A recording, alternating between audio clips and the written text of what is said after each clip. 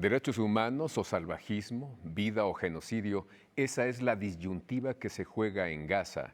El desenlace para uno u otro lado marcará al mundo en las décadas venideras. El martirio del pueblo palestino es el preámbulo de una tragedia global. Eso nos dice Laura Restrepo en un texto terrible y luminoso que publicó en la revista colombiana Cambio. Ella estuvo en Egipto hace unos días. Ella está ahora aquí en debate para darnos cuenta de primera mano de las consecuencias y de lo que dice con todas sus letras del genocidio en Gaza. Genocidio implementado por el Estado de Israel. Gracias, Laura, por estar aquí. Un gustazo volver a hablar contigo, Javier. Muchas gracias por esta invitación. No, pues con mucho gusto. Desde las primeras líneas de tu texto, en cambio, nos adviertes que este martirio del pueblo palestino es el anticipo de lo que vendrá en otras zonas. Es como una sentencia muy fuerte.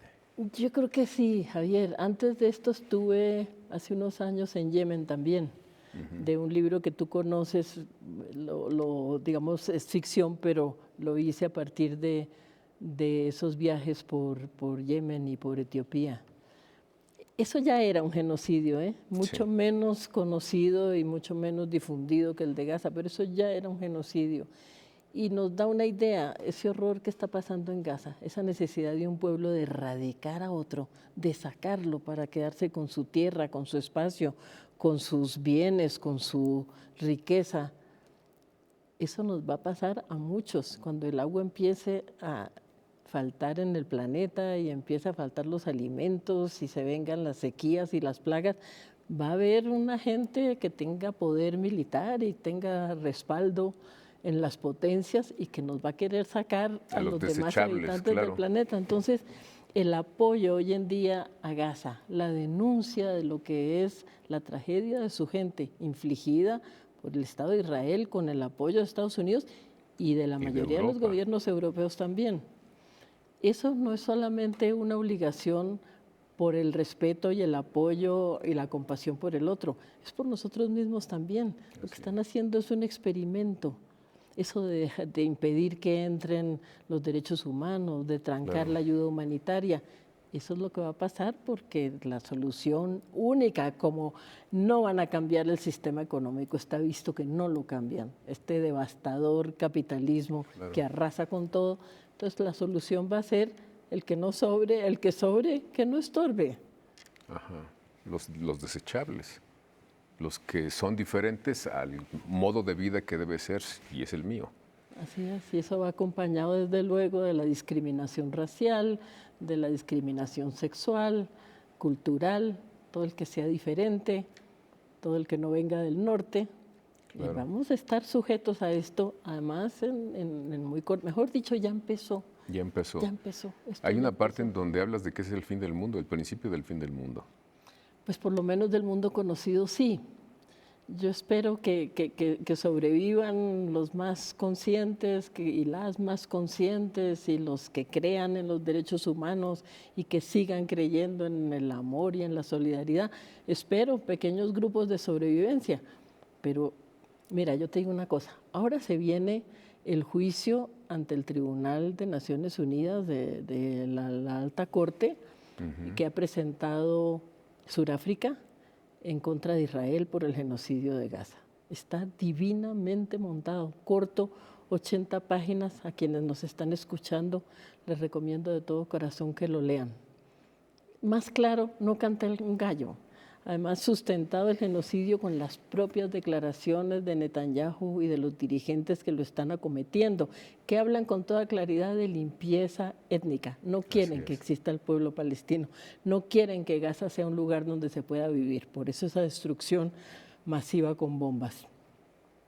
Yo creo una cosa, Javier, donde la ONU o el tribunal llegue a fallar a favor de Israel, eso va a marcar el fin de la decadencia de Occidente. Así es. Va a marcar la decadencia. Se dice que la caída de Constantinopla marcó el fin del período bizantino, donde no se falle a favor de un cese inmediato al fuego y un cese de hostilidades de Israel hacia Gaza, eso va a marcar, esa será la fecha que se recuerde como la que marque la decadencia de Occidente. En tu texto, un texto que escribes con tu hijo Pedro, espléndido, muy documentado también, das otra línea que debemos seguir para entender más el por qué. Ahora sí que ese ataque tan terrible que busca el exterminio total, o sea, no quieren que quede nada sobre el haz de la tierra. Y hay que seguir la ruta del dinero. La tienes clara. ¿Cuál es la ruta que tiene Israel y que tiene que ver con el capital? Mira, mi agente literario, que es de Nueva York, un hombre muy lúcido, dice lo que estás diciendo. Él dice, follow the monies, síguele la pista al dinero. Cuando haya un enredo que no entiendas o que esté muy brumoso, mira a ver por dónde van los intereses. Y desde luego hay un interés claro que hay gas en Gaza, que ante la crisis de combustibles fósiles, ese gas lo van a querer apropiar. Pero además, a través de Gaza pasará una ruta de comercio alternativa hacia el Mediterráneo que pretenden abrir, de hecho ya le están trabajando hace mucho rato, y con un pueblo al que consideran los israelíes adverso, se les complica abrir esa ruta de canales para hacer el transporte de barcos con mercancías. Lo que estamos viendo ahora en Yemen, que en el Golfo de Adén están impidiendo que pasen los barcos de bandera israelí, ocasionando una crisis tremenda en la economía mundial. Bueno, este nuevo canal que quieren abrir los israelíes pasa precisamente por Gaza. Entonces ahí hay dos razones económicas. Pero es que además de las económicas hay razones raciales y religiosas muy fuertes. No te lo digo yo, lo dice el propio Netanyahu, que con todas las letras ha dicho que esto es una guerra del pueblo de la luz, que serían los israelíes, contra el pueblo de la oscuridad, que serían los palestinos. Hay razones religiosas.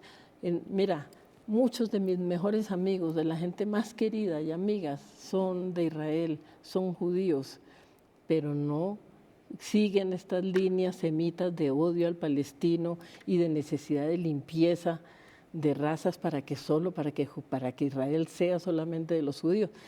Yo he estado varias veces en Israel con gran fascinación, ¿sabes? Convencida de que Israel es un ombligo del mundo, pero a mí el Jerusalén que me fascina es el Jerusalén que tiene el Vía Crucis de los cristianos y que tiene Jerusalén y que tiene Belén y que tiene Galilea.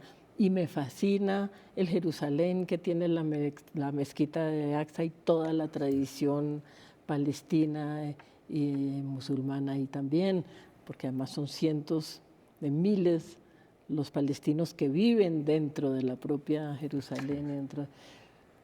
Eso no tiene nada que ver, no admirarlos, su inteligencia, lo que han aportado al mundo en conocimiento, en música. Mira, por ejemplo, un personaje como Daniel Barenboim, judío él, no solamente un músico prodigioso, director de orquesta y pianista, sino además el fundador de esa orquesta compuesta por jóvenes palestinos y judíos que ha recorrido el mundo como un canto a la unión entre los pueblos. Entonces, tienen eso maravilloso que desde luego yo les admiro enormemente.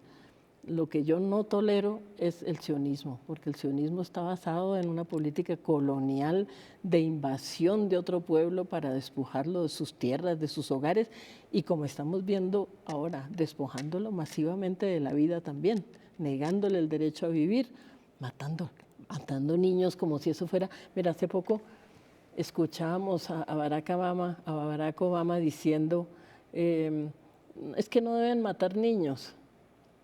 Yo me quedaba de una pieza. ¿Cómo es posible que alguien tenga que decir a estas alturas de la vida que no es bueno matar niños? ¿A qué punto hemos llegado para que esa sea una frase que haya que pronunciar? Así es. No, es terrible, pero hay un aparato ideológico, así como hay un aparato, digamos, militar muy potente en esa zona de Gaza, también hay un aparato ideológico que está en todo el mundo, que está construyendo una narrativa precisamente de decir que si uno no está de acuerdo con lo que está haciendo el gobierno sionista en Gaza, es antijudío. Eso lo dicen los propios judíos en muchas partes del mundo. Dice, yo no estoy de acuerdo con eso. Así es, ha habido imagínate el peso tan brutal para tantos judíos de buena voluntad, gente inteligente, convencidos de los derechos humanos, el peso tan tremendo de que su gobierno esté acometiendo En su nombre, claro. La formación de los jóvenes israelíes, imagínate tú lo que son. Allá todo el mundo tiene que prestar servicio militar. Los horrores que están mostrando estos muchachos y muchachas que se gozan la matadera, celebrando con cantos y con risas, estar matando a civiles. Eso es el fin de un país. Yo creo que, evidentemente ni Estados Unidos ni las de las potencias occidentales van a frenar a Israel. Está visto que no lo están haciendo. Que no les interesa, claro. Ya vamos en 23,000 muertos civiles en Palestina, de ellos 10,000 muertos, no lo paran. Lo que pasa es que con lo que están acabando es con el proyecto del Estado israelí, porque ningún Estado se levanta sobre la base de un genocidio. Lamentablemente, yo creo que la razón por la cual los gobiernos españoles, los gobiernos europeos, el español, afortunadamente ha zanjado aguas con esa posición, pero la razón es que, fíjate, son gobiernos que han sido estados, que han sido colonialistas desde hace siglos, es decir, lo llevan en la sangre.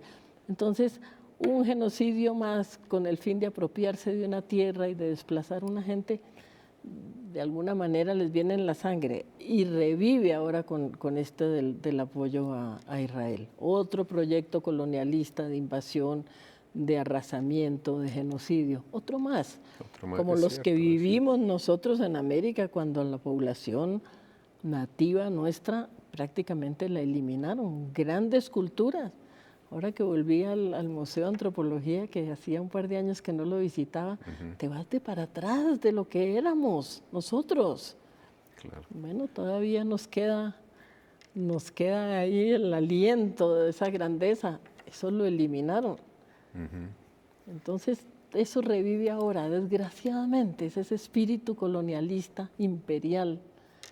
Nada más que ahora con una tecnología que es brutal, ¿no? Tú nos cuentas también en tu texto que se usan drones para los bombardeos actualmente y entre otras cosas quitan el prurito de que algunos pilotos judíos digan yo no quiero hacer eso, no quiero lanzar bombas. Entonces si lo hacen con drones, pues eliminan ese problema, ¿no? Sí, moralmente. Es la inteligencia artificial. Sí, ahí ves, esa parte la redactó mi hijo Pedro, lo que Hannah Arendt llamaba la banalidad del mal, ¿cierto? Sí.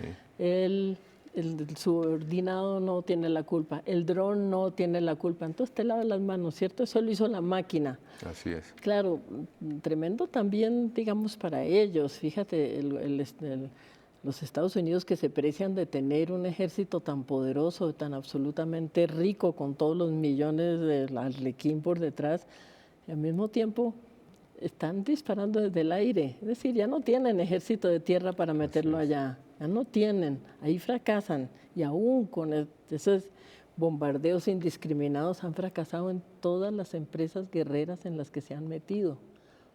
Bueno, su lucha contra el narco también. Así es. Que ha fallado. Así es, desde Vietnam. El otro día, ahora que se cumple el aniversario de Martin Luther King, no sé si escuchaste uno de sus discursos de los más brillantes, que fue un año casi exacto antes de su asesinato, en donde él dice, hablando de Vietnam, dice, la invasión y la agresión de Estados Unidos en Vietnam es el fin de los Estados Unidos como república. Unas palabras proféticas que hoy en día se está viviendo. Bueno, están en medio de un desconcierto, no van a parar a este señor Trump, porque este señor Biden tampoco ha demostrado ser mucho mejor. No, en términos concretos, no. No. Gran padrino de esta guerra, gran compromiso, bombardeando ahora al Yemen. Bueno, ahí están pagando, digamos, el precio que cuesta la descomposición moral. Totalmente.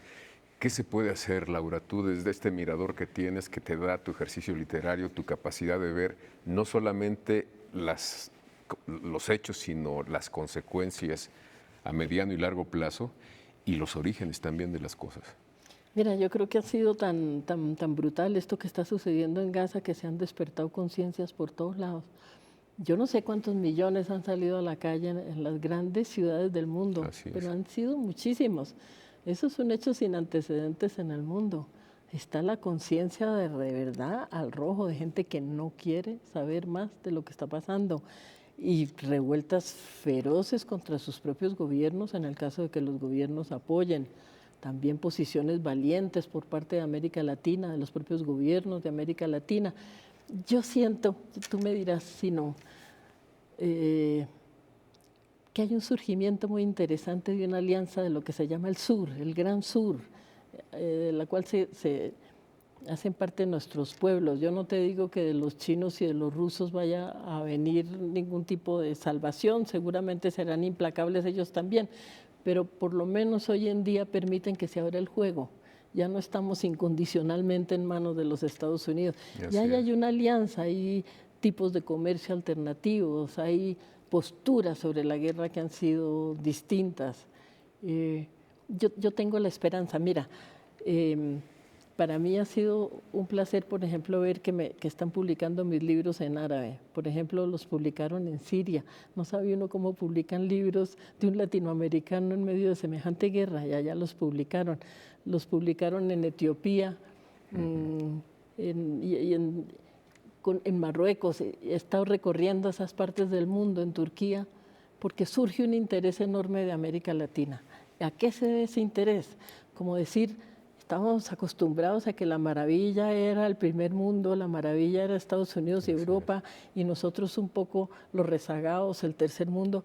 Yo creo que hay una especie de identificación entre nosotros, los llamados del tercer mundo, en la conciencia de que quizá entre nosotros sobreviven bases de comprensión humana y de creación de cultura más fuertes de las que estamos viendo en la apatía y en la complicidad de lo que es hoy el primer mundo. Entonces yo lo veo eso con interés, también mi felicidad de estar en Colombia, de estar en México y de ver lo indignada que está la gente con lo que está pasando.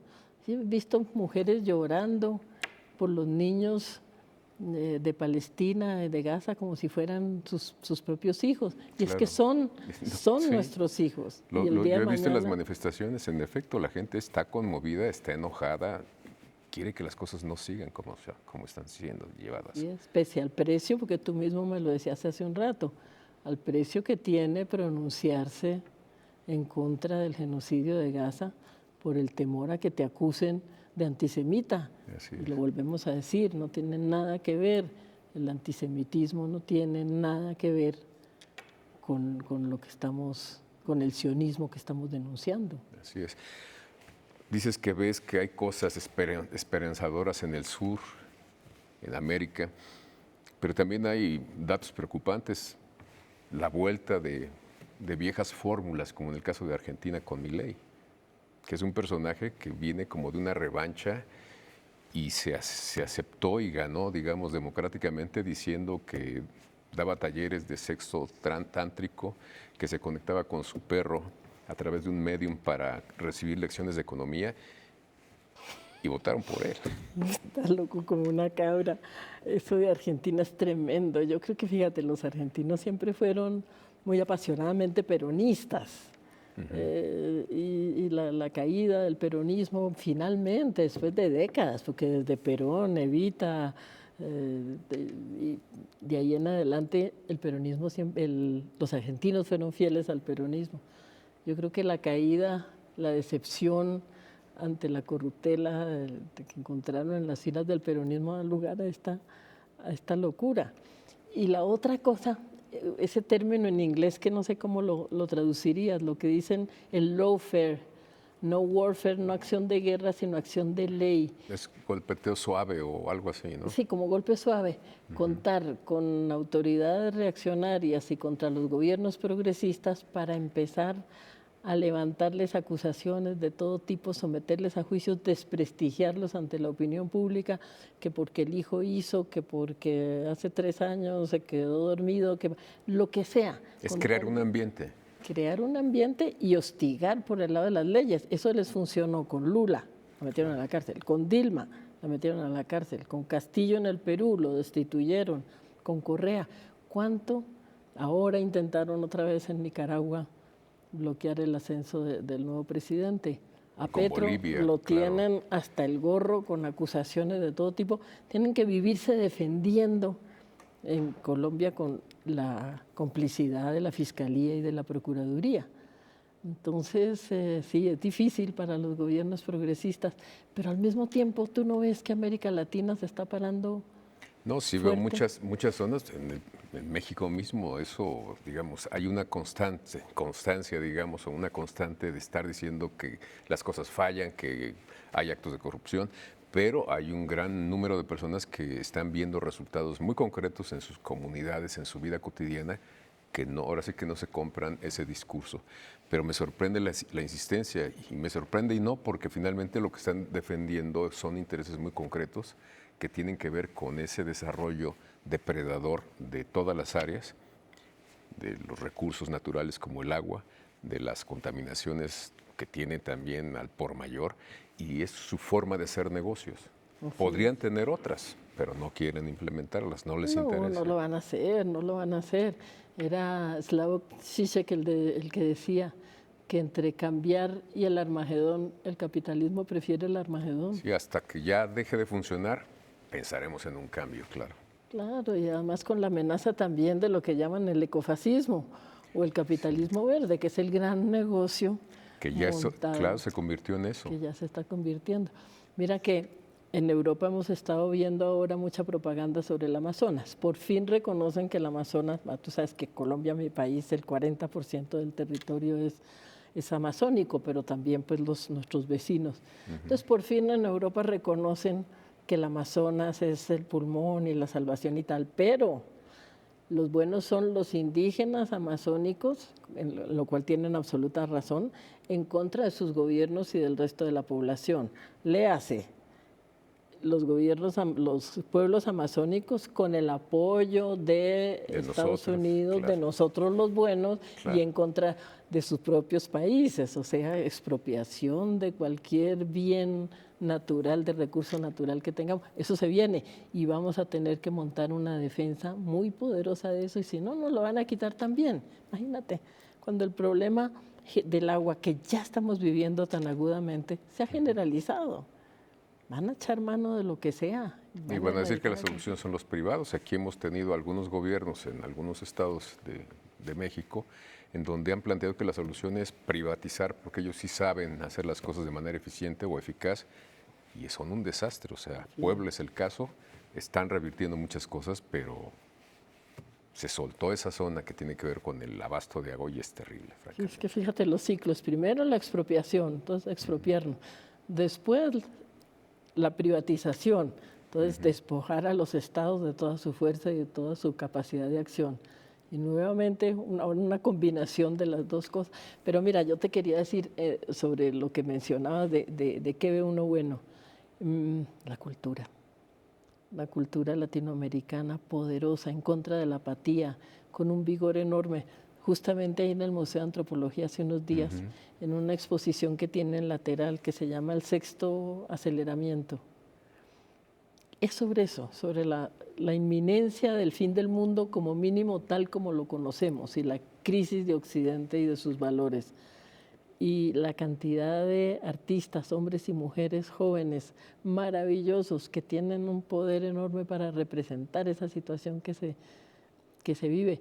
Yo creo que el resurgimiento de la cultura en torno a, evidentemente el arte no recibe consignas, pero el arte sí es la defensa de lo humano.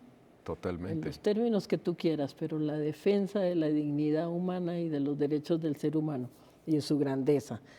Y por toda América Latina, estás viendo, bueno, por todo el sur yo te diría, porque ahora... Y notoriamente, muchos casos impulsados por mujeres. Tenemos grandes escritoras, digo no porque tú seas una de ellas, pero hay otras grandes escritoras que están haciéndonos visibles temas que no habíamos tenido ni siquiera la capacidad de ver. Muchísimas, muchísimas, y también en las artes plásticas. Esa es otra confluencia maravillosa, Javier, que se junta todo este gran proceso de liberación. A mí no me gusta la palabra empoderamiento, no me gusta, porque el poder no me gusta, entonces no se trata de ganar poder, poder allá, el otro lado.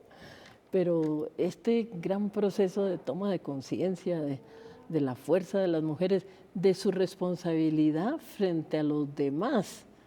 Yo creo que nosotras como mujeres ya ganamos. El siglo pasado fue el siglo del gran triunfo de la revolución femenina.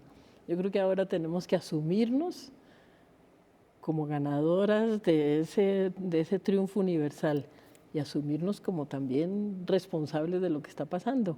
Claro. Y confluye toda esa fuerza femenina naciente con la defensa de los animales, de la naturaleza, de los pueblos oprimidos, claro, de los pueblos colonizados.